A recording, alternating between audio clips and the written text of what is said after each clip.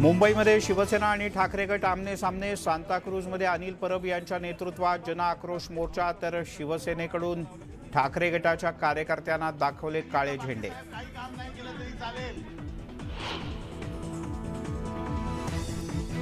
मी सरकार बदललं तेव्हा देवेंद्र फडणवीस प्राथमिक शाळेत, त्यांना इतिहास माहीत नसेल, शरद पवार यांचा खोचक टोला।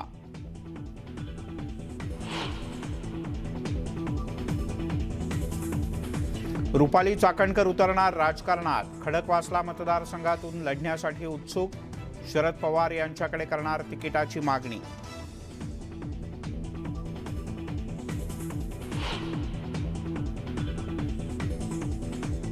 सूरज चव्हाण ईडी कार्यालयात दाखल, मुंबई मनपा कथित कोविड घोटाळा प्रकरणी चौकशी सुरू।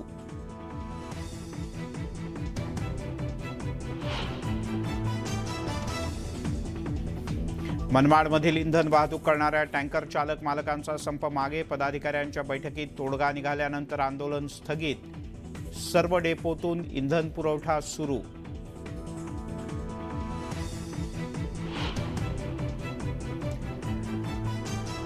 टोमॅटोनं गाठली सेंचुरी, किरकोळ बाजारात टोमॅटोला प्रति किलो 100 ते 120 रुपयांचा दर, आवक घटल्यानं दरात मोठी वाढ।